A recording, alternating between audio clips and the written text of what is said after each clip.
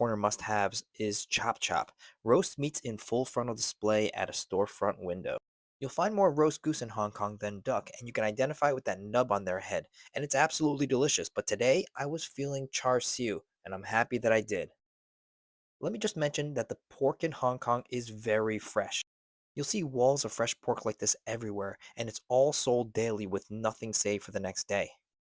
Also, the pride in getting the perfect tenderness makes for an immaculate bite.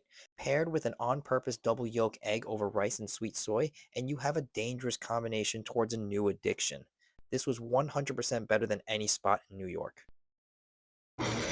Mmm.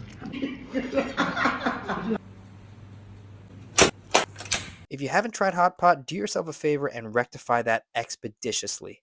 Whether at home or at a restaurant, it's my favorite overall food experience because no matter the occasion, you have smiling faces and great conversations over a boiling pot of flavored broth.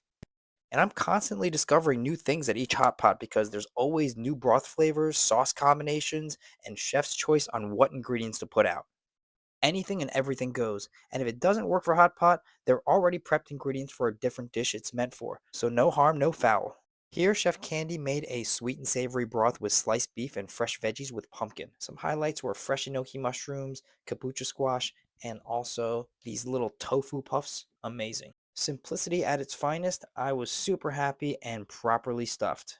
Oh, with you, loving is simple. I swear I'm obsessing over all of the little things you do.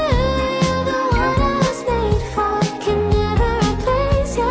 It's second nature. It's certainly not health food, but it is great food. And many of you have had scallion pancakes, but this one's special. It's stuffed with our very popular Peking duck, our house plum sauce, and some cheddar cheese. Top it off with some more plum sauce, maybe some scallions, go at it like an animal. This is once in a while food, and that's why... What's up, guys? We're going to one of my favorite things of all time, dim sum. Dim sum, you could say, is Chinese brunch. There's sweet, savory, and everything in between. In Hong Kong, it's very customary to rinse your plates and utensils and then sipping on some hot tea. For me personally, nostalgia plays a big role because I grew up going every Sunday with my family. And the best part of dim sum is that it's designed for variety. No dish is too big, but just enough for everyone to have a bite or two. If you're trying a new place, I would say keep your expectations at bay because no two places are created equal. And each chef comes with their own technique, ingredient ratio, and creativity. But I like to roll the dice and try new places each time, which means I run the risk of having bad dishes, which I usually do. And that's okay because it's kind of like that old saying about pizza. Even when it's not that good, it's still kind of good. And at the price of $34 US for all this food, it's incredible value. This is my citrus whipped cream.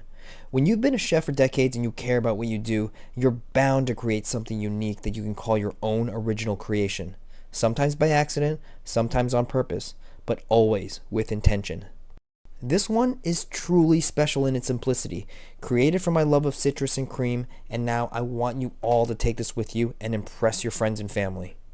And there's no excuse to not try this because it is incredibly simple. So do yourself a favor and enjoy this on everything and anything you could think of that will pair well with whipped cream.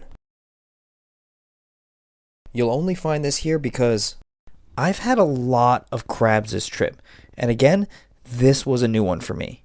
Chef Candy even chose this during our trip to the wet market because it was a rare find even for her.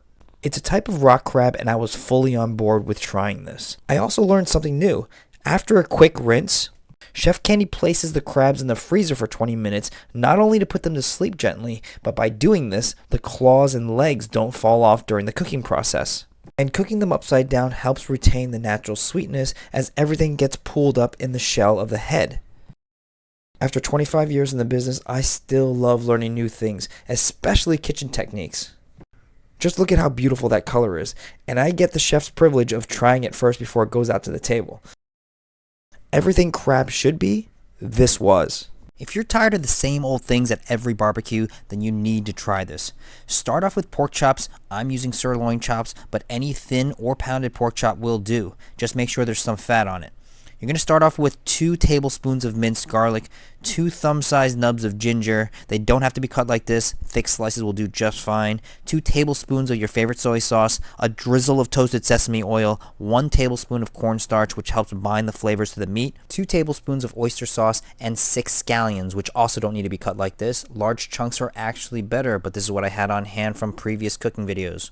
Massage thoroughly and refrigerate overnight until barbecue day. Before you leave, make sure you pack a jar of honey to baste at the very end after cooking. It makes a world of difference. On your hot grill, this will cook pretty fast and this will definitely pick up color. Watch it from beginning to end. Mine were pretty thin, so it only took 6 minutes. Right before slicing, baste it with honey. I forgot to turn on the camera for that crucial part, but please don't forget it.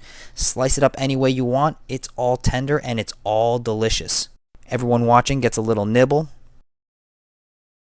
Dead simple and packed with flavor. So, this is a must-make dish. Homemade ranch and crispy chicken strips. This is somewhat of a new method. I'm going to use my red high note hot sauce as the binder to the cornstarch. I'm just using cornstarch to keep it gluten-free, and it also gives a great crunch for a longer period of time. There's no need to season the starch because the hot sauce is packed with flavor. We're going to go cornstarch to hot sauce, then back to the cornstarch for a second coat, give it a light shake, and repeat with the other tenders. Let the chicken rest for 10 to 15 minutes so the starch has time to set and absorb some moisture. I also wanted to mention that I use chicken breast cut into strips. If you use straight up chicken tenders, it'll be too dry and way too stringy. This oil was heated to 360 degrees and fried until golden brown. Shallow pan frying is the best method for that crunch. Just look at that. Pair that with a homemade ranch and experience true bliss. Give this a serious try because everyone loves this dish, and this is my version of the watermelon feta salad. You're going to start with cutting the watermelon in sizes that somewhat match the strawberries, so they're going to be cut smaller than the usual large watermelon chunks we enjoy at the beach. With the strawberries, half the ones that are smaller and quarter the ones that are larger.